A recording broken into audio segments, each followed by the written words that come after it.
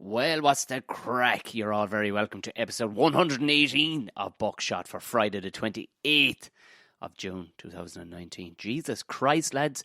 The hate is fucking unreal. It is unreal at the minute. 28th of June, we're nearly into July. We'll all have suntans, lads, before the end of it. You're all very welcome. Thank you very much to everybody on the Patreon. We have a new one this week. Richard jumped on board. Good stuff. Fair play to you. Yeah, it's a bit late. I'm a bit late today because Tinternet was acting the absolute ball bag. Country life, I suppose. And I had to slip into our news talk to talk to Ivan Yates, B.B. Baskin, and a journalist fella called, with the greatest name ever, Ralph Regal. How cool is that fucking name? So, in there for a bit of crack, promoting and peddling the first of the PR for our Defending the Caveman, lads. Defending the Caveman. So, it is up and running now. We're hot to trot with the big PRs kind of on the way now at the minute. So, it is exciting fucking stuff. I'll be doing a lot more of that. So, welcome to... It's basically just me taking the piss out of the fucking hosts, really. That's essentially it. They kind of let me off the leash. Great. Fantastic. So, apologies for being a bit late, but like I said, thank you very much to the Patreons. So if you had considered it, go ahead. It helps the fucking podcast like that. It helps the fucking podcast so I can put off other shit and just do podcasts for ye fine people. Thank you very, very much. There is, of course, there's this a little sweetener if it's our first time jumping on board with it. There is, of course, the entire back catalogue of the Tom and Jerry Show, which is myself, obviously, and Water Whispers acclaimed writer and comedian Jerry McBride, where we have subjects such as my worst fucking gig ever. So if you like listening to stuff like horrendous gigs, there's 18 of them there to listen to between the 18 episodes. And also you get early releases, and on Tuesday you get the Ramble Pod right early, and you also get the video footage of it as well. You can watch it live if you want over on the Patreon page if you have the time to be doing it, or you can just watch it back. So there you are. That's all of that. Gigs this week. I'm going to headline on Shaw Comedy Club this week on Wednesday night. Haven't an awful lot. There's a bit up there, all right. There's a bit. So have a gander at tomomahony.com/gigs in the way I stand up. But I'm fucking, the head is rightly down, lads. The head is rightly down trying to learn this fucking script. So I'll be mostly podcasting. That'll be mostly where you'll catch me. But I'll be doing the odd gig about the place. So if you do fancy coming to some stand up, beautiful night at the Patriots the other night. Beautiful fucking night. But I'm sure I'll talk about that on the Ramble Pod on Tuesday. Everything else, T-Republic stuff, 'tis there for you. You'll find the link in the show notes if you want to buy some of the merch and whatnot. You're more than welcome. There's all sorts there, from cups to teddies to fucking... No, there's no teddies, but there is a kind of a logo with a teddy on it. But there's cushions. There's whatever you're into. I'm hoping to get tea cozies. I'd love to get tea cozies. Does anybody use a tea cozy anymore? Christ, I'm getting way off subject. Anyway, that's where you can contribute to the show, whether it's through T-Republic or patreon.com. Oh, lordy. Right, moving on to today's guest. I've been trying to nail her down for a while. She is one half of the Up to 90 podcast with friend of the show, an actual friend as well, Emma Doran. The two girls have an amazing podcast. I think they were the Head Stuff gang, but I really do enjoy the two girls' podcast because it's right good crack and it's about stuff from the 90s. But also Julie, who is today's guest, her partner in crime is not just Emma Doran. Her actual boyfriend is Fred Cook, also friend of the show. But Fred was kind of in and out, so really it was just myself and Julie on this one. She's a fucking brilliant comedian. I really like her fucking style. Very, very funny. And throwing in bits of Irish there all over the place. I was fucking loving it. So for any of the boys who've been cribbing at me about Irish in the past, there's not a lot of it, but a few words there.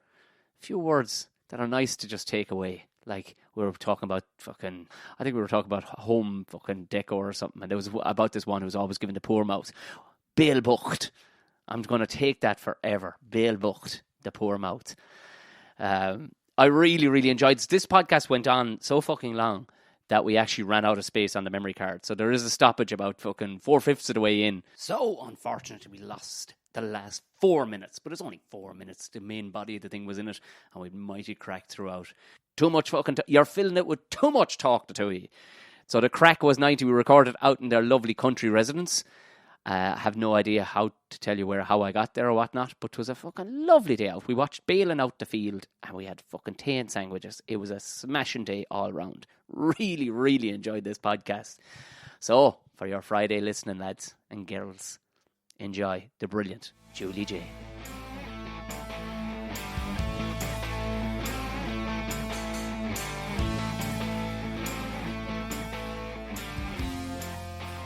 we're off to the races after that. Okay, we're off to the races. Julie- I've got my hat. Julie J, intro on Julie J, first time on Buckshot. Thank you very much. We're out here in the beautiful surrounds of the countryside. I know. I feel so at one. We're a big open fireplace with a stove. We're sitting out here. There's a man turning hay not 300 yards down the field from us. Tom, I had to drag you away from that window. You were I was so enamoured, enthralled. You really, really were. And you've got Fred's jocks behind you there. Yeah, which I feel dancing with. Did he dance in those jocks? You're trying to. Oh, did he? What? He dances in those jocks every single day.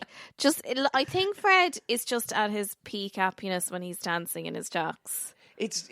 That doesn't in any way sound odd.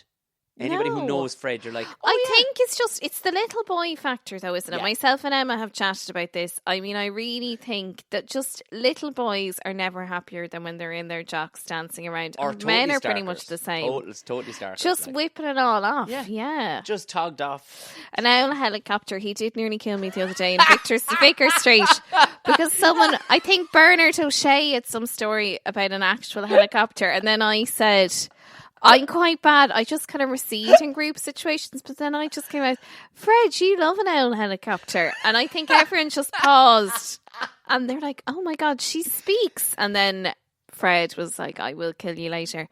We did have a bit of a giggle though. Did everybody get what the helicopter was? Of course. Great. I did the gesture. Oh, you actually did the swingy gesture? Just as a little, yeah. So, well, Carl Spain was there. We all know Carl is just on the ball, pardon the pun. But he was just there before me, so he knew exactly what kind of helicopter I was talking about. Was a nice old gig for Temple Street. You know me, all about the charity. All about the charity and the Willie jokes. All about an old Willie joke and a bit of charity. We're not 2 minutes. Are we? We're 3 minutes in. And you specifically said, you were like, Julie, no reference to sick children or charity. And we mentioned both. Exactly. And I can't edit this out now. I have to thank Tom for these amazing, can we give a shout out? SponCon, Cadbury's Crunchy Melts, Chocolate Centre. I'm sorry, Tom. The best biscuit I've had for a long, long time. I have inadvertently been rooting. I finding good bickies, and I like when people come on my podcast. And it's strange that people don't give people stuff. Like when I go on radio stations, I bring a bag of jellies or something with me, and people go, "Jesus, you brought jellies!" And it's like, what? Would you not? Yeah. I'm turning up to your house for tea and sandwiches. We had tea and gorgeous sandwiches, which, by the way, pickled cucumber. It's the new far thing. superior to pickles. Aren't they Actual lovely? pickles, Yeah, gherkins. and because it's kind of sweet, the old pickled cucumber. I'd never had them before, and I'm like, oh Jesus! Sharing is caring. Yeah. Now you will only eat pickled cucumber on your sandwiches. And now I'm only ever going to eat. These Cadbury's are really melts. delicious. I mean, they taste like a homemade biscuit. They actually do, don't they? They really need a better do. name than Cadbury's Feels Melts. like home. So you're like the Bicky Hunter. It's like, what's that animal that finds the truffles? Pig. A pig. Okay.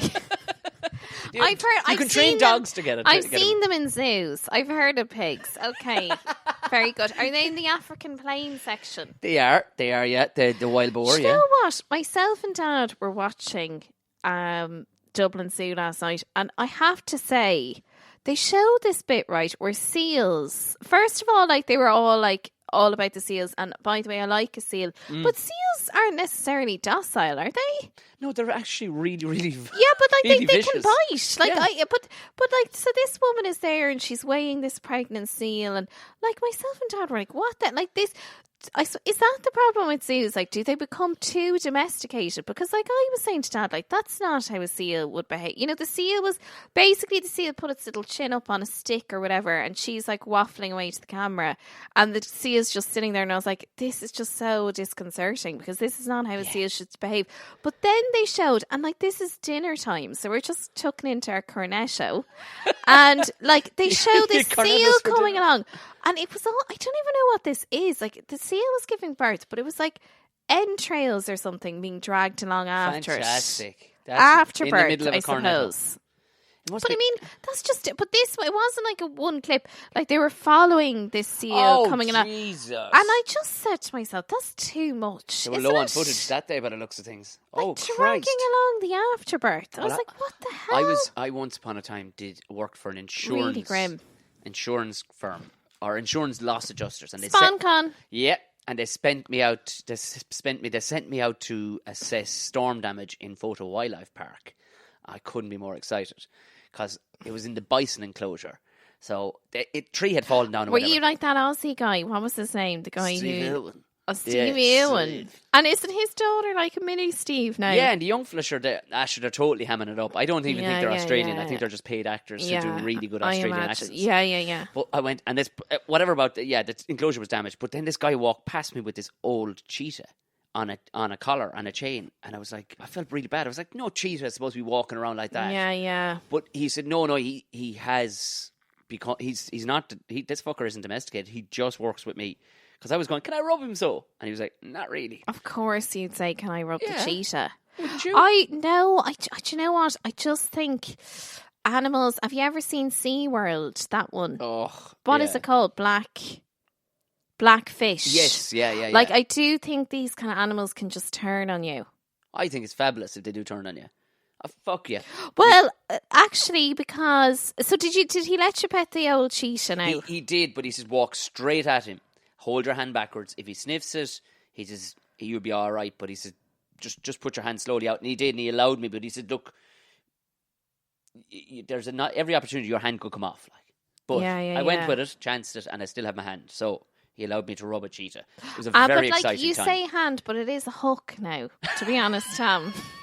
I have. Tom's like, I still have mobility. How brilliant would that be? As if it was interchangeable, and you know the little mic stand holder. You can just put it on fantastic. And a cup holder for all your keepy cups. You're all into the keepy cups with your little hook. I am into the keepy cups.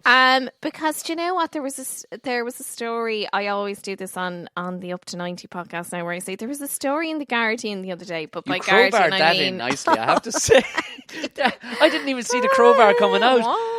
Wow. Smooth operator. 8 minutes in, you crowbarred in the Up to 90 podcast. Operator. No, so there was a story. I always say there was a story in the Guardian, but sure, of course, it was the Daily Mail. And the story was about so in South Africa, in this safari park, this leopard. This is a bit of a touch one. So this leopard got into, like, say, the family area, so where, like, the workers live with their families, right, and killed a 2-year-old, like a toddler. So then they went after. So, like, this 2-year-old now was like the daughter of, like, you know, one of the guys working in the safari park. So he got into, like, this enclosure, whatever, which was like their garden. And then they went after the leopard and killed the leopard. And I just kind of had mixed feelings about it, because I was like, but surely the leopard is, like, first of all, you're working in a conservation centre. Like, you're supposed to be conserving the species. And I totally get the whole thing of, like, you know, once the leopard has a taste for human blood, etc., it does pose more of a threat. Is that a thing, is it? But, like, it is now it was a family, obviously, by the way, so tragic and so sad about the child. I mean, unspeakable tragedy. Was it a revenge killing? But no, yeah, so that's what I'm saying, that they went after the leopard, found the leopard and killed the leopard. But it did feel a little bit vengeful, which I completely get from a parental point of view.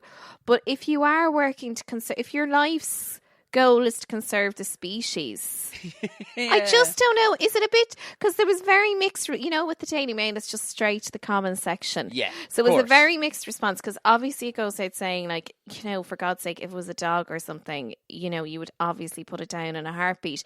But when it's an endangered species, what do you do? And your job is keeping these. Isn't it a tricky one? It is a tricky one, but it would be a tough one to swallow if it was your kid.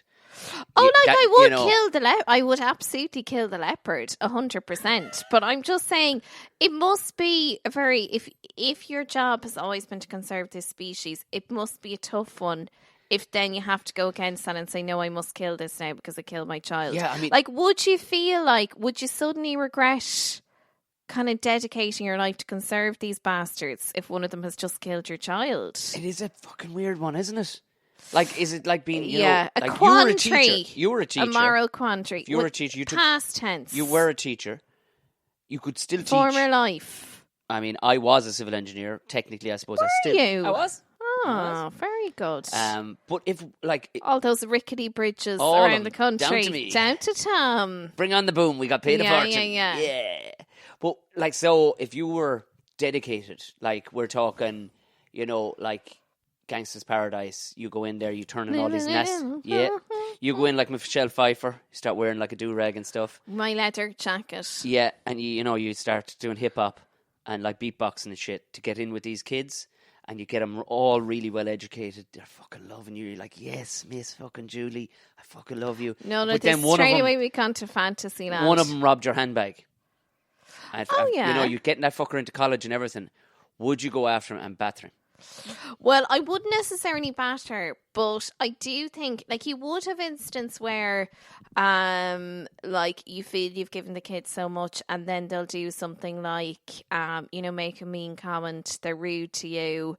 You know, you might come in with your dress tucked into your tights, and they'll all laugh, and you just think, you fecker. Like, I thought we've gone past this point. But kids will be kids. Yes. Yeah. Because it's gas. And I suppose leopards will be leopards. That's what I'm saying. Leopards be leopards. But what I'm saying is, like, goes at saying, like, I would kill the leopard if it killed my child. But I just thought it must be particularly tricky if you're living in a safari park. This has been your life's aim, conserving them. And because you remember Donna Eyre, actually. Yes. Donna Eyre married this guy who like has these like essentially like wildlife parks in the UK. You know this guy, he was a big conservationist. Oh yeah. Oh sorry, they never got married, but she had a kid with him and they were together for a long time. And like that kid is now like 17. It's crazy. So she's like a model herself. She's like a mini Donna Eyre. But when that child was born, he has all these wildlife parks in the UK. He had a couple of other kids from a previous relationship, and they basically gave the child, this is totally mad, they gave the child to like the mother gorilla in the wildlife park because he said this is like, he was like, this is a rite of passage. So with my other two kids, what we did was like, they're all about the gorillas and conservation. I think they did like some show, probably a BBC show or something, where they went off and like basically investigated like all the rest, like the culling of these gorillas. But they gave their baby to the mama gorilla. And they were like, okay, it's like a rite of passage. She gets to take the baby for a while. Isn't that mad? What would you think of that now? Not fucking happening. The power in those, I think, even accidentally. Accidentally, a gorilla. I think it's really reckless, isn't it? Oh my god. Like, but then money, like, you know, when somebody gets so fucking rich and they have, you can, like, quite literally, you can go off into another world where you're like, I'm so awesome now, I can hand my baby to a gorilla. Yeah. Any right-minded person would go, I see all the negatives to that. The negatives outweigh the positives. But with somebody who's so fucking loaded, has been doing nothing but being a legend in their head for the last 30 years because they're now a multimillionaire, they're absolutely going, the biscuits. I'm gonna hand my baby to the gorilla. Yeah. Like, whereas you or I would go, I see a lot of negatives to that. Well, do you remember, and there was that awful case, was it Harame? Do you remember Harame, the gorilla? Yes, yeah. What happened there? That the child fell into the enclosure and then they killed Harame because they thought that he was going after the child, but sure, he wasn't going after the child at all. And the child was the one that had gone into his enclosure. See, there is an element of, you're in. Like, I mean, we're about to have a boy and I don't know, the kid kind of wants to square up to a gorilla. You're kind of going, I mean, you made your choices, son. Yeah. Absolutely. Do you know, like, there is a bit of that. And like, is that Darwinism? Like, you know, I know. You're going to square up to a gorilla. I know. It's a funny one. Well, what's your opinion on zoos in general? Do you think they're a good thing? No zoos.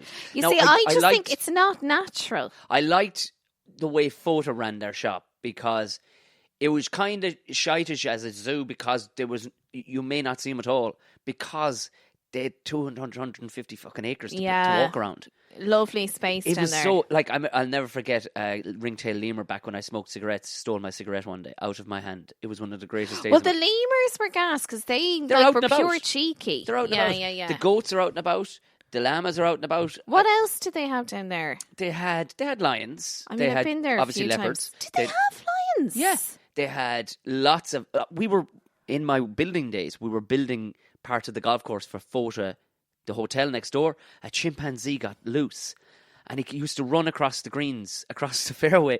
And I was land surveying these with I had a golf cart and I had this satellite thing strapped to it that could measure as you were driving. And a chimpanzee came running across a fairway. And because chimpanzees are really violent. Do you know what? Monkeys, myself and Emma Doran, we're not gone on the monkeys. They're scary because they're nearly human, but they're not quite human. They're little. Their hands and their faces freak me out. Yeah. This guy was trotting it, but he wasn't coming at me violently. So the best I could do was throw a packet of crisps at him. I opened him up and he stopped and ate all the crisps. I kept on fucking driving. I rang. Now that's fairly terrifying. This thing, like, he was just so muscular and he was travelling at a serious speed. Yeah. So I threw off the crisps, but then apparently he broke in the next day again into the golf course and out of mad for quota. Crisps. It's like a taste for human blood. And it was Tato too. It's Tato. So say no more. He had the cheese and onion fucking fear. Oh, he was probably getting the shakes and everything that morning. But he got into the greenkeeper's shed, and I mean, he broke everything.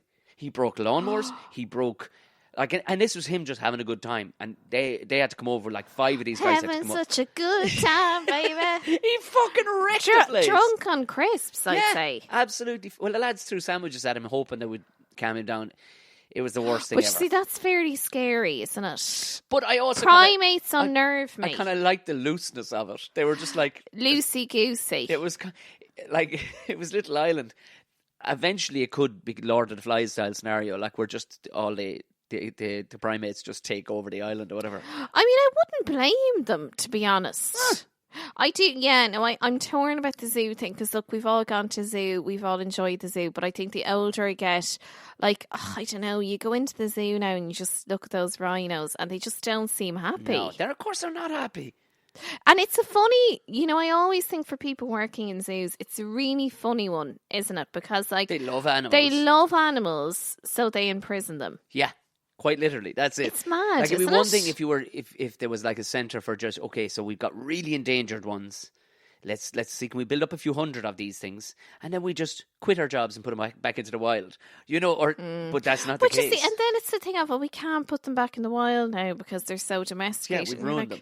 It's kind of like me saying I love Fred so much that I'm going to lock him in my house every single day. That's how much I love you. Well, I'm going to lock Fred you in is supposed to be out galloping on the prairie. Oh, sure, look, of course. dancing only nude. Verb, dancing nude. He loves nothing more. He was saying before you came over, he was talking like this, saying, ew, I might ask Tom, is it a bit early for brandy? And I was like, just because we live in the country does not mean we have to descend to... I was wondering why he was wearing a cravat. Oh, and a monocle now. That's a new thing, This is who he is now. So he's Lord He's Frederick. all country. He's Lord Frederick. Actually, the most country story ever, the first week I was here, of course, like, Fred had started doing Dancing with the Stars, so I was effectively a country widow. Yeah. Living here minus Black any shawl, internet. pig sayers. Oh, just like, well, you we're are from talking. Dingle, of course, as well. Yeah, so and you know who's doing, and it sounds so funny. Did you ever read Peg for your leaving? No, we didn't read it for the reading, but I have read a good lot of her excerpts, and I've been tempted to just go. Such a chancer, Peg. Yeah. I mean, she for somebody who a lot of people weren't writing or speaking, but back then. I think Peg did the whole like, oh, sure, woe is me, sure, what would I know? I'm just a lonely widow. I mean, from what I heard, she was a bit of a goer, like a bit of a buzzer. If you were willing to put yourself out there like that, you're not the genuine fucking woe is me. But on the subject of Peg, do you know James Moran? Very funny guy. Yeah. James, and he read extracts at this gig I did, and now, admittedly, it was an absolutely horrendous gig. It was a comedy gig, or a charity gig. Where was it on that it shouldn't have been? It was on in Pierce Street, and it was a charity gig, and the premise is you do 10 minutes. I didn't read the small print, so you do 10. Did you do this gig? No. So you do 10 minutes stand-up, so you rock up, and they were like, so you're going to do 10 minutes stand-up, and then the improv group are going to do stand-up based on your stand-up. So I did 10 minutes and... Based on your stand-up? Yeah, so... Oh, fuck me. I was like 10 minutes of material, and then you sat there and laughed along while basically your entire set was deconstructed, and I left in tears. A bunch of angry fucking improv people. Well, it was a bit... The improv people now, I will say they were very talented. I was probably in one of those like emotional states that we all know and love. And I was just a little bit sensitive that day, and it was probably the wrong week for me to be doing this, if I'm honest. Regardless of whatever state you were in before you went in, You didn't know. You thought I'm going to do a 10 spot. I returned the email and he had actually mentioned. Oh, had he? Well, no, to be fair, blinking, you'd miss it. It was like, and then the improv group will do a set based on your set or something. So I completely, I could see how I actually did kind of glazed over it. But I had to laugh because my intro was, okay, your first act is Judy J. So a couple of, a couple of claps, one or two people. And then I tried to engage and I tried to crack with a couple of people and, was saying to girl, oh, your husband, you've been together 8 years. You probably hate him now. Are you at the stage where you'd murder him if you thought you'd get away with it? And I knew it wasn't going to go well because she was like, well, actually... No. I believe in communicating, so I don't hate my husband. That's why I'm married to him. I love him, and we communicate. We work things through. So then I said... This person went to a comedy gig. I know. There was something to that effect. Now, I'm probably, over-egging it there, but she did say something about, communicating, we love each other, actually, no, blah, blah. So then I just said, this is turning into a bit of a conversation now. And then what was the narrative thread during the improv was they kept slagging the fact that basically the improv was like that, it'd be two people on stage and someone else would try to speak and the person would say, oh, this is turning into a bit of a chat, and the audience would turn to look at me roaring laughing, and I was like, I felt like standing up saying, would she fuck off? That's the whole point of stand up, is that it's one person talking. And I was taking the piss. Listen, you were with improv fans, Julie. But so my intro was, this is Julie J, and then after me, so I was a little bit of a weepy willow down the back. After me, they were like, no, the guy was like, now for someone really special. This guy's very funny. James Moran, who is fucking hilarious, by the way. So James got up and James was like, anyone from Dingle? No, didn't think so. And I was just... down the back. I wanted to speak, but I didn't have the words. But he is after writing a play. It's going to be at the Dublin Fringe, and it sounds fucking hilarious. Fiona Frawley's in it. She's playing Peg Sayers. Right. And it's basically taking the piss out of Peg Sayers. And this whole thing of like, I once saw a bird when I was 6 years old, and I think it was St. Catherine. And I'm still talking about it 60 years later. Like, I just think it sounds so funny. So I can't wait to hear that. Thanks for asking. So tell, because first time on, I know we jumped straight into conversation. People are joining us mid having the crack. When did you start comedy? Started comedy 3 years ago, a mere 3 years ago. Right. I think I was just at a bit of a crossroads. I've been teaching for a few years. The usual, like been in a couple of relationships, they broke up, was kind of redefining my life, moved. I was living in Limerick for a few years and I was doing the whole like going back to Dingle every weekend, that whole thing. Yeah. Then I had a big breakup and suddenly I was like, I don't want to live in Limerick, I want to live in Dublin again. Came up to Dublin for a year, hated Dublin, hated the school I was in, and then I was teaching in a Gael Cláiste, lovely kids, but it was just very... It was a funny vibe. It was up in North County Dublin. I just was like, I just hate my life. On the M50 every day. Yeah. I was like, is this it? It was just awful. And then I decided I'm going to go back to Dingle and I'm going to waitress. But of course, then I went back to Dingle and I discovered I'm really bad at remembering things and carrying plates. So I was officially the worst. If you go to Dingle and go to Doyle's, which is a fantastic restaurant, Sean, the chef there, is amazing. Like, he would always say, like, you weren't the worst waitress we've ever had, such a but way like, of saying you absolutely were the I worst. was horrendous. Yeah. So I did that for a little while, and Your like two things, I kept things and carrying I know, but then it was like my hours just got less and less. So like like the writing was on the wall. Yeah, like I was still on the roster for half an hour on a Saturday night, and I was like, I don't think they want me here anymore. So then I went to Central America for a couple of months and just was way too old for travelling, with a couple of friends of mine, came back and then started the comedy. So that was 3 years ago, and I just did it because I was seeing this guy before I went travelling, and he had the audacity to break up with me even though we were never really going out. But anyway, and And then I just imagine you outside the window of a house of some happily married person going, I know. Well, we weren't. No, it was one of those, one of these modern relationships. And thank God I'm not still out there plugging away, because it's just so, like, yourself, you're seeing someone for months and you're still not going out like this shite. You've done the weekends away, you're going for food, you're going for drinks, you're going to the cinema, you're hanging out, but you're still not going out, like one of those scenarios, you know. But like, we were completely mismatched, so it was probably for the best. But hilariously, he got on to me after I came back from travel. He's like, how are things? And I was like, good, yeah, just doing it. You want to live your best life. So I was unemployed. I was not going to say that. So I was like, just back from traveling, I'm doing some stand-up now. So then he was like, oh, where are you doing stand-up? So then I was like, oh yeah, no, I've got to get. Now, I'd had a few drinks in me. So I was like, I have a drink on Tuesday. How did you say? Because I'd probably been toying mentally up for a long time. Right. I wanted to be a stand-up, but I just had never verbalised it. For a second, I thought you just picked something random like I'm stand-up at like civil engineering or something. But anyway, so then he was like, where are you gigging? I said, oh, I'm gigging next Tuesday, but sure, I'd no gig at all. And then I had to get on and he was like, I'll have to come see you. So then I got on to the battle and I was like, is there any chance could I just do 5 minutes? And miraculously I got 5 minutes. And then he messaged me on the day of the gig and was like, yeah. And he was like, oh, he was like, oh, where are you tonight? And I was like, I'm not telling you. And then he went off and looked it up and he's like, well, there are only 2 places doing comedy. So I messaged and said, where is she on or whatever? Jesus. And then he turned up with his mates. But then hilariously during my set, he walked out like to the toilet halfway through my set. I was only doing 5 minutes. I was like, you bastard.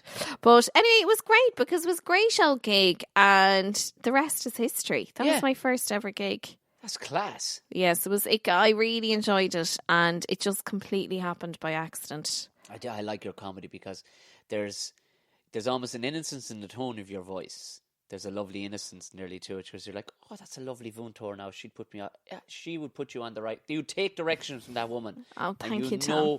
But then all of a sudden, like we were talking about in the green room, like, where you just come out with but in such an apologetic way, but very definitive, just this foul bit of language. Well, it's funny because, of course, we were in the lounge the last week, and it was funny because when the Saturday night rolled around, I was like, I think I'm going to go X-rated. And I came out with this stuff, and honestly, I mean, people have been talking about Maura on Love Island during the week. She wouldn't get a look in. Compared to what I was saying last Saturday night. Blue. If somebody walked in just at the point you went on stage, they'd be like... Well, it was funny because Frankie Boyle usually they love the blue in the lounge, but of course I hadn't really gauged the demographic. It was a little bit older. But I still like that joke. I love that joke. I thought it landed well. We're not going to repeat it. No, we're not going to repeat it. It's just too much. But I think it's a juxtaposition really because you're selling such a sweet kind of hello, I'm Julie. And it's now, all of a sudden, please, if you don't mind, but we'll save that for the Edinburgh show. I need to write that bad boy as well. What reminds me, is Edinburgh locked in and all? You have the venue, the whole lot? I'm just doing a week. Yeah. So it's one of those that, like, look, realistically, I kind of wish. Have you've done Edinburgh? Done it 4 times. And would you always do stand up at it? Is that what you do? Yeah. And after that, I would take away nothing. I would have nothing to gain by doing Edinburgh. Yeah. You're taking the same product everybody else has to a city so densely populated, saturated with comedy. Unless I'm setting fire to my eyebrows. And I think with Edinburgh, it is that, isn't it, that you need the USP. So, like, you need to be doing something like, Jade Adams a couple of years ago, I went to see her. No, was it last year? But, her whole premise was, it was really clever. Like, it was a takeoff of Forrest Gump or whatever. Yeah. You need to have something like that. There's no point going saying, hey, I've got an hour of jokes. You're like, join the fucking queue. Join the queue. Like, so, I watched, it's a bit redundant. I knew I was done when I was doing it one year, and there was this lad. He'd come to my show. I don't know why, but he came to my show. He was a tiny little fella, and he was of like Middle Eastern descent. And what was his? It was like Iman or something was his name. And he said, "Would you come to see my show?" I said, "Yeah, cool." And I did this little 40-seater, like when there was a handful of people there, like maybe 20, 25 people. And I was delighted with that. And I went to see his show the following day, and he was in the Caves, and it was like a 200-seater, 250-seater yeah, rammed. They're huge rooms. Rammed. And like, this chap forgot his set in the middle. He ran down to his tech to check his notes. And like, he kept on forgetting stuff. And it was just the strangest. It was ill-prepared, not very good. But I went, I can't compete with that man. He's a tiny little, like, we're talking like 3 foot Iranian guy. I can't compete with you. I have got nothing on you. Iran won, Ireland nil. Yeah, nil. But were you saying now, can we use the D word anymore? Was he a dwarf? Oh, he was a dwarf, yeah. Okay, Oh, no, he was tiny, but he was, But he was primordial what too. he was doing, was that funny? The content, was it funny? No. He did a couple of bits that you knew people came to see. They goes, tell us more about things about being small. And he did about 3 bits about like nestling his head in breasts and whatnot by accidentally. And then all the rest was then his anger at the Catholic Church for one reason or another. Okay. And it just wasn't particularly good at all. But it was. It's not. It's a funny one with the Edinburgh, because I had said that I do it for the whole thing, and now I'm actually sharing it with a few other guys. We're just gonna do a week or whatever. So like, I think it's one of those, because of course sure, I'm doing previews at the moment, so I'm a bit like, if I'm doing an hour, I'd nearly like to do it for the full thing. But then, no more than that, I actually took a step back there only today, and I was like, oh, do you know what? I'm probably just as well going for the week, I think. Yeah. Because, like, if it was a bad month, you would have 3 weeks of fucking Well, hell, that would be my fear, that, like, the second day you're like... And do you know what's hard with Edinburgh and having... Because I went last year, and then, like, the gig was a washout. It was just one of those pop-up bars. I've the whole world told it was a disaster. Like, absolute you were a breath of fresh disaster. air coming back from Edinburgh. Everybody was like, it was oh my God. a load of fucking shit. shit. And, like, you came back and went, oh God, Tom. And the whole thing was awful. It was just... It was a waste of time. It was a pop-up venue, was it? It was a pop-up bar on the other side of town. Like, it was just... We were actually located under scaffolding, and I was doing it with Andrew Dorman, and Andrew, bless him, in all his youthful optimism. So, like, we might nab... Like, I mean, proper hostage situation. Like, you might nab bag over the head, people... Like. And they would say, you know, like, I remember we started with, there was a flood, because there started with a drip, and then it was a full on, like, there'd be just like a puddle. You'd be swimming down to the basement where this gig was supposed to be happening. And Andrew would say, we've got 2 people. Do you want to go ahead with it? Do you want to give it a like, but you know, that kind of positive millennial language, like, hey, what you say we just give it a whirl, or you know, do you want to? Yeah. What's the word? What's that phrase? Or are you up for it? Yes. Are you up for it? Which of course we're all programmed to say yeah, but like really, you were like, kill me now. Yeah. But if it wasn't for Andrew's like youthful optimism, I'd say I would have had a hypodermic needle in my arm day one. But he was great for saying, let's give it a go. This can still be a success. Let's have a rattle at this. Come on. So it was just awful. And then when it was a full-on flood, they said they'd move us, and we were very excited because we were going to be on the right side of town. Okay. And they moved. You know that part of Edinburgh where you always think there's a river and there's no river with the bridge? The other side of the bridge. Yeah, I know. Yeah, exactly. It's down onto more streets. It must have been a river. I think it was a river at some stage. It's mad, isn't it? Yeah, you look over a bridge and you're expecting to see... Yeah. And it's just more streets. Because I'm perpetually saying we were on the other side of the river, and everyone's like, what are you talking about? It's just a valley. Yeah, it's a valley. Glacial valley. And they stuck a watchman. But I mean, even as you walk down along... is it Southgate Street? Like, there's more bridges again, and it's just down onto more streets, and you're like, wait. I just think because then we moved, and sure, it was an outside venue, so it was in a garden, and it was like just a garden of some kind of church, and like then I'd say, can I use the toilet? And they were like, oh, you can't ask to use the toilet. That's the toilet of the church. And I'm like, okay, what the fuck's going on? It was just madness. So it was a disaster. So sure, it's probably just as well I'm going for the week. But the problem is, as you know, as a working comic, is it's just kind of writing. You still need an hour, even if you're going for a week. Yeah. So I would I'd have an hour. I was mixing it up last week in the lounge with mixed results with all the blue material, which isn't really me. I don't do a lot of the blue material, to be honest. Yeah, but sometimes Saturday night crowds. I was trying to. I was pandering. Okay, I was pandering, but Like, I just don't know whether or not to reference Fred in my life. I could get a few minutes out of that, maybe. Why not? Well, I'm a big believer. I like being authentic with Yeah. the comedy and being real life. But I think I do have some jokes from when I was single, and I think run with the hits. But I might just say I used to be single. Roll out the jokes, and then say, but now. I think sometimes you lose people when you say, oh, but now I'm in a relationship. I get you. Yeah. Well, I suppose I think you're being harsh on yourself. Like, if the material is good enough behind it. I was going to talk about going on holidays to Portugal with Fred. Yeah. Yeah, because that in itself, there'd be bits and parts. Like, going on holidays with the partner is always funny, isn't it? Going on holidays with Fred Cook is going to be good crack anyway. You see, I think, though, you'd need to know Fred to just know. Well, even how when you're much in fun Edinburgh, it just describe Fred with like 3 phrases. Like, maybe I could bring some photos of him.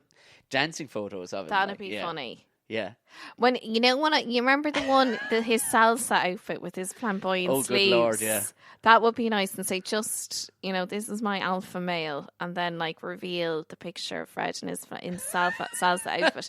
But no, it was funny. Actually, I was saying to him, it was gas because the last time we were at the airport in Lisbon, and I thought we had a lovely few days, and then I was like, oh, geez, we're running late for the flight now. God, I hope we don't miss it. Look, the worst case scenario, we can spend another night in Lisbon. And he just broke into what I can only describe as a sprint getting to that gate. He's like, I thought we'd had a lovely few days, but he was like, no, I'm ready to go. I think he couldn't take any more talking about tiles. Like, he was like, I'm gone. For tiles, for a home we don't own and have no hope of ever owning, let's face it. But it was just so funny when he broke into the run. Tile, though. I do like a good tile. The tiles in Lisbon were, oh my God, yourself and herself now, have you been to Lisbon? No. Amazing. Really, really nice. And you know what? Because now when you have the smallie, a nice place for families. Like, the beaches were really clean, really lovely. Lovely spot now. And the tiles, but they were just really, that lovely Iberian style. Yes. Like, they were just gorgeous, and all the ceramics and all that. And I was like, oh, it does make me want to be a homeowner. Yeah, the sister put down a lovely, it was kind of a French, she's done a very nice French kitchen in their place. What's a French kitchen now? It does. There's an element of rusticness to it. A lot of ashtrays. There'd be a lot of ashtrays. You have to kiss everybody as soon as they come in. Like, funny, yeah. But a lot of the beam stuff, quite like here, but then there'll be almost, in some of the I suppose the cupboards and things like that, there's almost chicken wire across the back of them, it has that rusticy kind of look. Yeah. Where it wouldn't look out of place to walk in and find a man eating cheese by himself in the corner. Lovely. The style. But whose house is great style as well? Stephen Mullen, his missus is Portuguese. Yes. And they've got that lovely rustic style. Their sitting room now is fab. Right. Yeah, really lovely. Let's call over. I think there is something about, like, continental Europe. They do have great style. Like, I couldn't get over the style in Portugal. Sure, look at. I mean, we weren't allowed to have style. That's our problem. You're right. We weren't allowed to have style. Where are we going with style? But I definitely think it's just so distinctive and lovely. Really there is nice. a niceness to it. Like, but even you see, like, I remember we went skiing a few times in Germany, and we stayed in old kind of hunting lodges and stuff like that. And you're just looking, going, I love this. Like, big, heavy, chunky timbers everywhere. And do you know what? Isn't it so funny? Because I feel, even having gone to Lisbon, there's so much of Europe I haven't seen. Oh, it's ridiculous. Like, we're not European at all. No, we're not. Like, my sister, she studied in Maastricht at the Marie Curie University for a year. She was doing some postdoctorate or whatever, but some girly shite. No, it was. She was doing hair and beauty over there. She was doing needlework and flower pressing for a year. Funny. She was doing neuroscience of sorts over there. Okay. But her husband went. He was just finished college, so he went, I'll just go over there and get a job over there for the crack. But, like, their weekends were class. Because they were in Maastricht, they were able to just shoot over to Germany, into France, down to Spain for further into the Netherlands. Yeah. And this is just very efficient quick train journeys away. And I think it's the thing of, it may be now mad to go over and see more of Europe, because that's it. It's just so interconnected over there. I want to go to Switzerland. Yes, Switzerland. And do you know where I've heard is amazing is Austria. It's supposed to be beautiful. I've been there a couple of times. Oh, have you? For, in the skiing season. Okay. Been to Austria. And just the way they run themselves over there. I just love it. Austrians are very jolly. From what I found, they seem to be very jolly folk. Yeah. And but like with the whole, like the scenery is supposed to be unreal, isn't it? It's like where we went. I haven't been there in the summertime, but they had it all set up for summertime as well. So it was hill walking and whatnot. It is the sound of music. As soon as the snows melt, it's the sound of music just pops up. And all that, you just want to wear lederhosen and fucking drink chocolate beer. It's ridiculous. Nice. Like, I wanted to grow a big moustache while I was there and everything. It was just everybody. I don't know. Maybe it was. It's like culture by osmosis. Oh, absolutely. But I found myself melting into there far easier than a lot of places I've been. Really? Yeah. Okay. And I found myself I could be Austro-German quite easily. Oh, really? Yeah. I found it was like, is there a touch of Bavarian in me or something? Oh, I could see that. Do you know, I wonder, the fair hair and, you know. I'm mad to go to Berlin. I was in Hamburg last year. Now, that was the only bit of Germany I've ever done. I did like it, and it was fab. Well, we're very lucky. A friend of ours has, and you'd know her too, but she did well back in the day, so she bought an apartment in Nice. Ooh. So she's gifted us that early next year for a week. How sweet. Yeah, so it's like, good Lord, but off I we think, go. Do you know what? Like, having been in Lisbon, I was saying to Fred, like, I feel there is, I know it's easy to say because you're over there on holidays, but the quality of life there does feel so much more restful. Have you watched? So much more, like, enriching, relaxing, restorative. Like, you know, even I just think the pace of life is different. You can see why the likes of the French and the Spanish and the Portuguese, when they say things like, oh, well, they have their way and they stick to it. Yeah, you won't force them to do anything they don't want to do. And you can see why. It's like, they've nailed it. Yeah. Snoozing in the middle of the day. Yeah. All these fabulous things. And people just take their time. Like, I know it's easy to say because you're in holiday mode, but I just think in comparison to, you know, Dublin, I was like, there just doesn't feel like there's that same hustle, bustle. No, there's not. There just isn't. The stress, I find now even walking on a footpath in Dublin stressful. Like, it's just everyone is stressed to the gills. Yeah. It's just like anxiety 101. Everyone's stuck to their phones. They're running, they're racing. There's zero bands. Zero bands. There's just no banter happening, I feel. Come here. Have you watched Escape to the Chateau?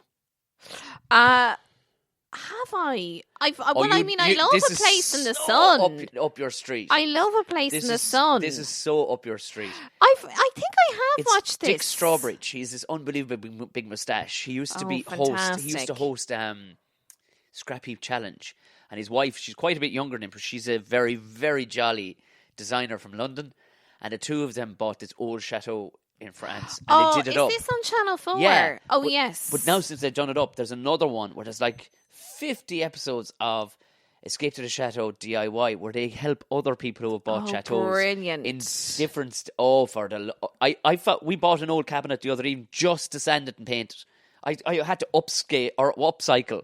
That's amazing. But you probably love that shit. I actually turned out I fucking did. It was a scabby old thing, but it was made of solid wood, so I knew it'll be all right. It was scabby. Sanded the shite out of it. Popped down to Woody's. We chose a nice powdery blue. Herself decoupaged with like the top two drawers, of like funny puppies and stuff like that. Yeah. And it's going to go straight into the young fella's room. But I'll show you a picture of it. You'll love it. You'll love it.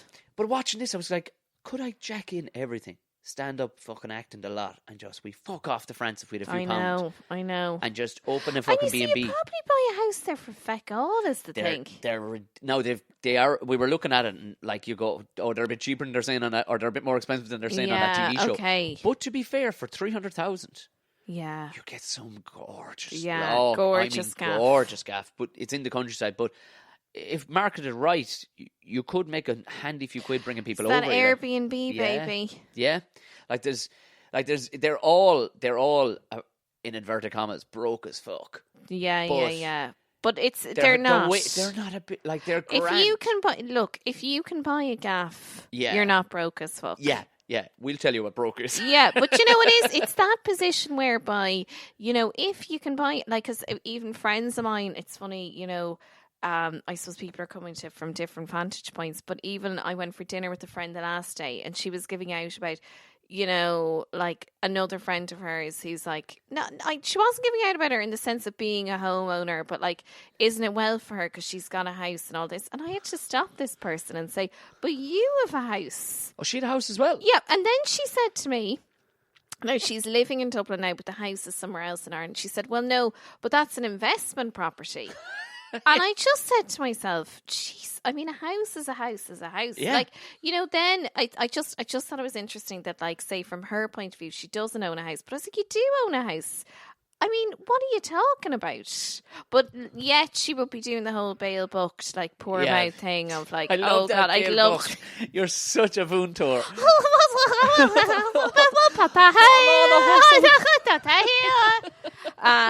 But yeah, so I just had to laugh, like, giving out, and I had to stop mid sushi and just say, hang on a minute.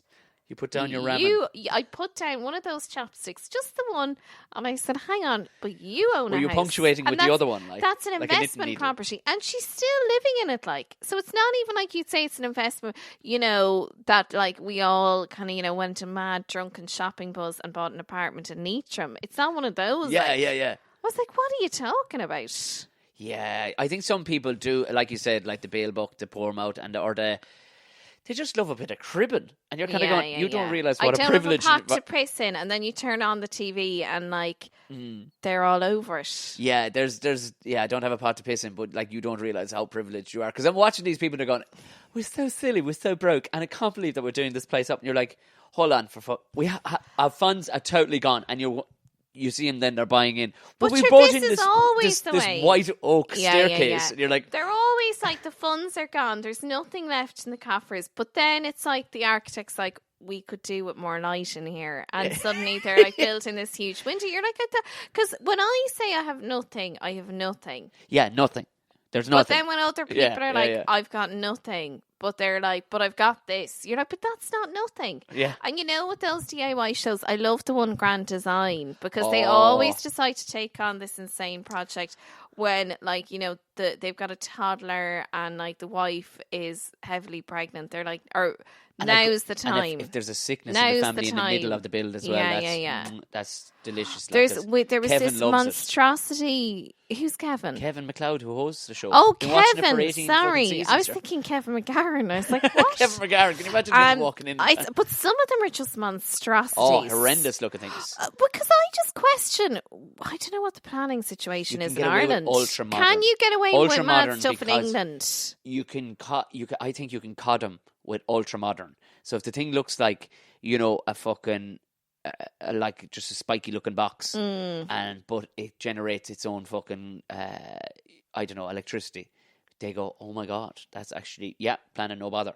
But if you want to build something that's a traditional standard looking house, because it's just because somebody wrote it into literature one time in the planning offices going, no, we need to keep moving forward all the time, like with these things. So you can nearly cod them if it's an ultra modern. Because some of them, I mean, the last Grand Designs I watched, like, it was essentially like, so it was a 3-story, what I can only describe as a black box. Oh, I know the one. Yeah. Do you know that one? Yeah. Now the inside was lovely. They burnt the timber on the outside just to blacken the timber, just to make it look really black. Yeah. But I just thought it just stood out like a sore thumb.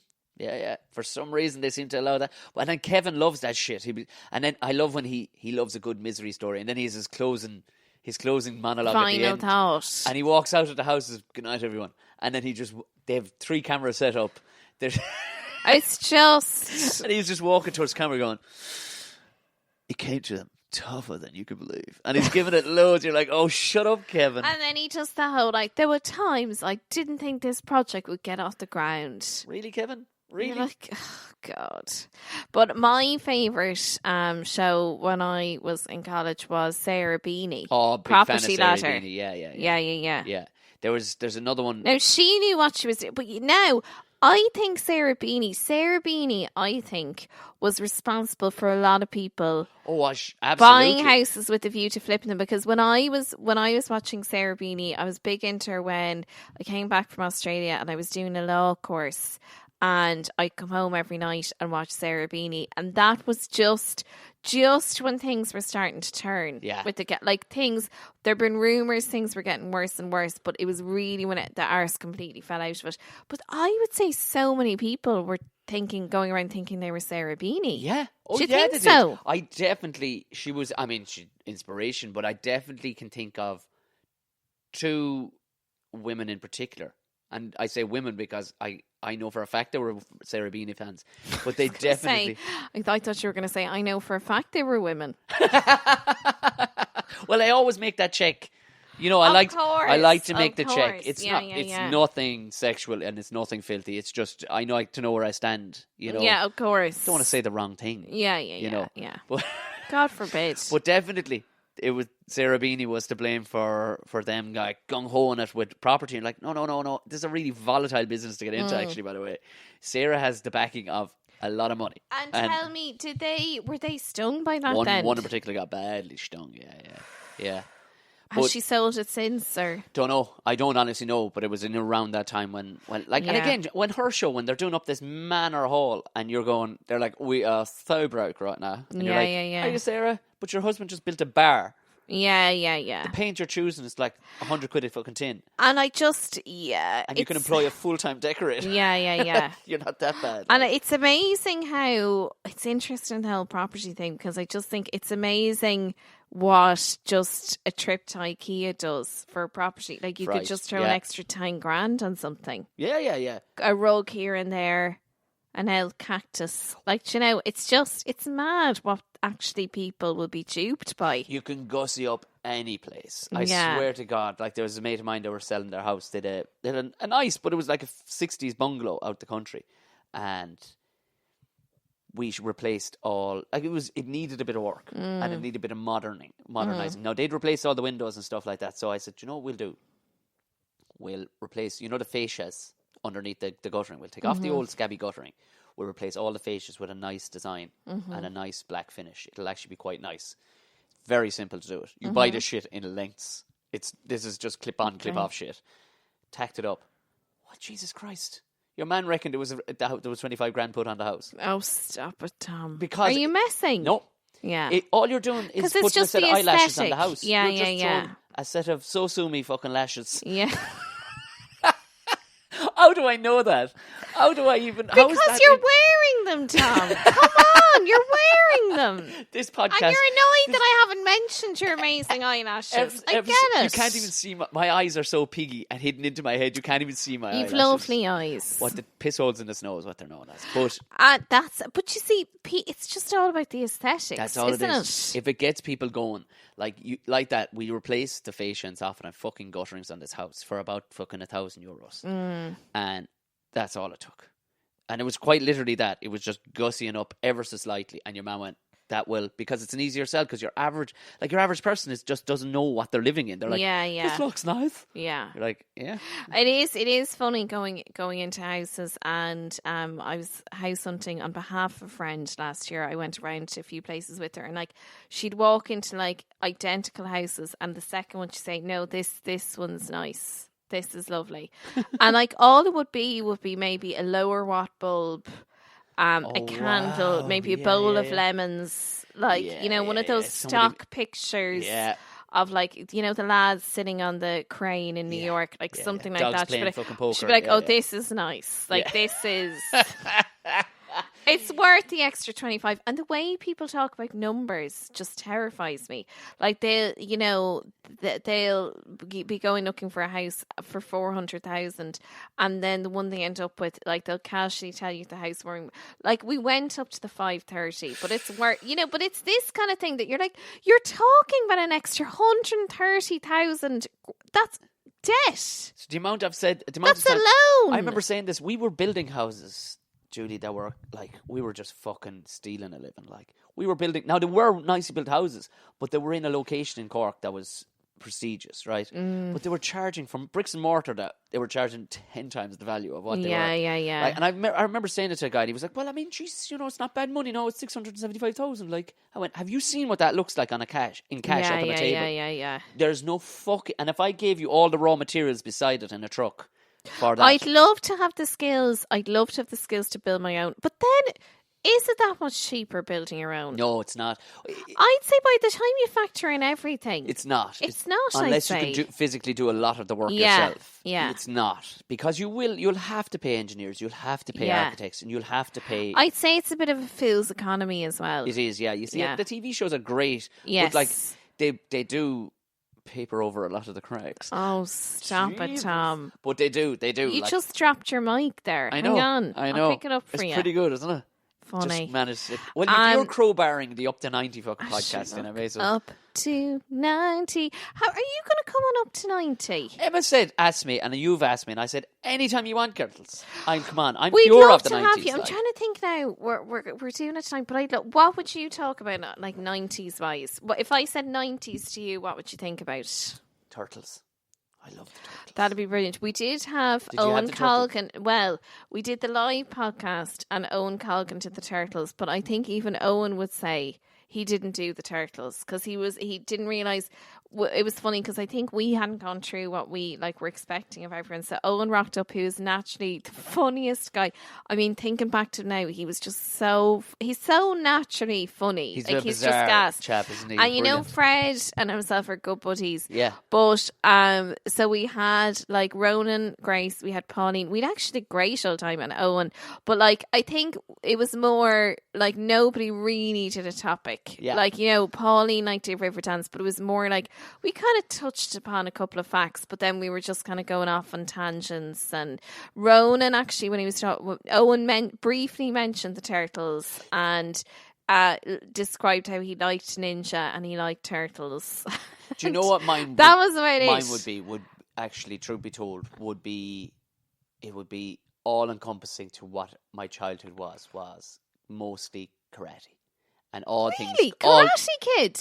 All things But of course karate. that was early 80s though. No, it wasn't early 80s. No. I think Karate Kid was... It would have been late 80s, but it was... But not just Karate Kid, from all the karate movies, because karate was so big in the 90s. There was everything. Do you know what it was? It was big in the 90s. It was huge. You'd all these... Well, because Owen was saying, when he was saying about the turtles that time, and I'd forgotten this was what was so funny, because by the time we got to Owen, I suppose we didn't have much time. Yeah. And then I was like, can you name the turtles? And Owen was like, Michelangelo. And, he was like, that's it. It. Yeah. But it was just we were all it was but sure, it's a comedy podcast, so sure, it made for great comedy. Yeah. But and then Owen said to Fred, when are you going to talk? And sure, poor Fred was just there on the guitar. He's like, I'm just here for the guitar. And then Ronan came in with the turtles anecdote. Do you remember that? This was at the end of the podcast, so we're kind of trying to wrap it up. Yeah. So poor Owen only had a couple of minutes, and then Ronan came in with some anecdote about. He was like, "Do you remember that child in New York who crawled into the sewers because he was looking for the turtles?" And then I was like, "Thank you for ending, our comedy podcast on a high, Ronan." And we all had a good laugh. And then we had planned to go out on this song. So Fred was our guitar save. So we were planned to go out on the Baywatch song. And then I was like, Fred, can you play us out there? And Fred was like, well, I feel I can't do the song now. And I was like, no, it's fine. Go for it. Yeah. So then Fred says, some people stand on the darkness, afraid to step into the light. And as he comes in, Ronan comes in.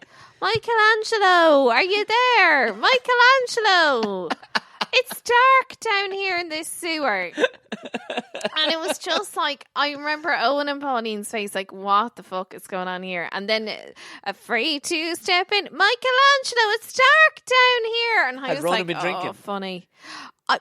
Asher Ducky might have one or two. Really, yeah. But I have to say, even thinking back, it was the funniest thing going. It was because should you remember that poor child did die. Yeah. He was looking for the turtles. Yeah. I was like, this is just gas. It was so funny. Dark way but we finish. could do the turtles properly. Yeah, why not? Or karate in general. Were there any other karate films though other than karate? Because I think Karate Kid, I think that was early 80s. There was Tom. there was loads of karate. I remember people were mad into karate in the 90s. There must have been something there. There was loads of karate. Okay. There was even more than I mean, there was more cartoons to karate. Like there was. Give me one cartoon with karate. Jackie Chan's cartoon. Oh, brilliant! Yeah. But sure, maybe we could do that. So I don't mind. Like the 90s were class. Like for me though, it was a lot of driving tractors as well as that. But I mean, nice. there was a lot of driving tractors through the 90s. Well, I think look, it's easy for us to look back on the X-Works 90s jeans as a go also, as oh yeah. Did you have X-Works? I was a sussed pants girl. Oh, you sussed, were you? Yeah, I was sussed pants all the way. Yeah. And then I would I turn and the what would you call the waist? I turn the waist down. Yeah. And I rock it with like a spaghetti top and would you show the T-bar tongue at the back? Or were you ever was that I ever mean, allowed? if I really liked a guy, and then my tearways, you'd you'd undo like an extra button if you saw a guy you like, just to give him a little something. Yeah, a little bit of something. But it was a gas time. Like I've only watched a few of the Derry Girls. I haven't completely. I've seen a few episodes, but because we only, we didn't always have the television, I haven't been following it as such, but I really want to get into it. But even just watching the couple of episodes I did watch, it is gas, like with the whole hair, the clothes, all that shit. God. Yeah. But sure, it's back in vogue, the 90s with the fashion. Yeah. Well, I suppose we see what's making a comeback. Like there's supposed it's Club vintage 7 are back now. Yeah, it's vintage now. And you the see. Spice Girls, even though I wouldn't cross the road to see them, I think, anymore. Oh, thank God. Sure, it's not the same without Posh. It's not the Spice Girls minus Posh. She claimed she wasn't asked, but we all know she wouldn't have done it. Not at all. She's just trying to get Mel B out of the sticky situation. Was she caught for money, is she? She's kind of caught for money, I'd say. Yeah. Wouldn't she made a load off America's Got Talent or I whatever? know. Well, would you have? What's Jerry doing with herself? Her fucking baby. Jerry married that millionaire. You know the guy, he's like a Formula 1 guy.